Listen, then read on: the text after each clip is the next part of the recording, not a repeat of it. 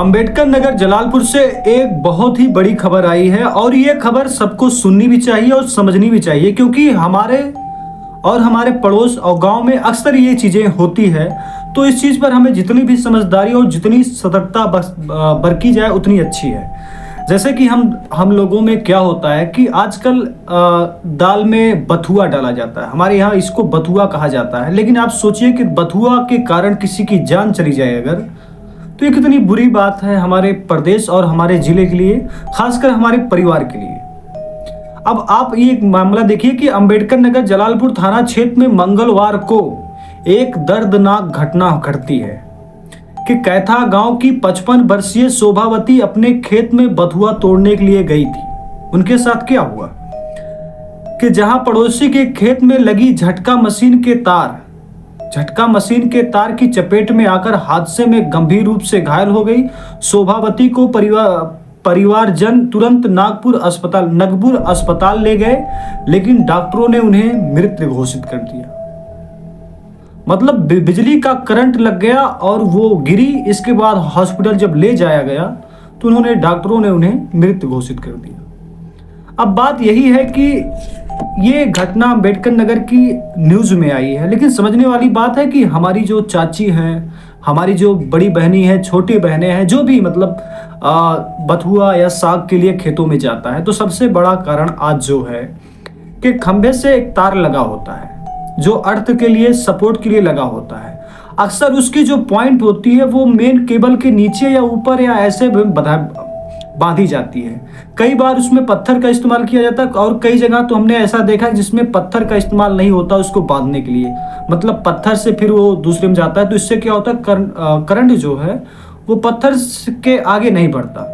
लेकिन सावधानी ये रखनी चाहिए हमें कि जो तार केबल आता है, आज देखिए क्या है कि सबसे ज़्यादा तो ठंडी का मौसम है, दूसरी तरफ हमारे खेत हो, गेहूं हो, सरसों हो, सबकी सिंचाई लगभग हो चुकी है सभी खेतों में, तो नमी तो बरकरार है। और नमी के कारण अगर ऊपर से करंट तारों के जरिए जमीन पे पहुंचता है तो करीब मान चलिए 10 मीटर या 10 फुट, या हो सकता है जिस लेवल का उसमें करंट वोल्ट आता हो, अभी 11,000 का हो तो और ज़्यादा आ जाएगा, 440 वोल्ट का हो कम आएगा।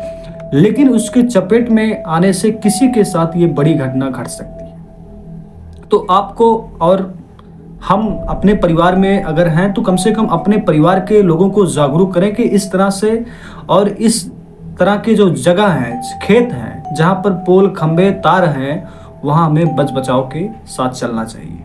अब देखिए, बताइए, शोभावती वर्मा जी 55 साल की थी, बथुआ खोदने के लिए गई थी, करंट का झटका लगता है, फिर मृत्यु हो जाती इनकी।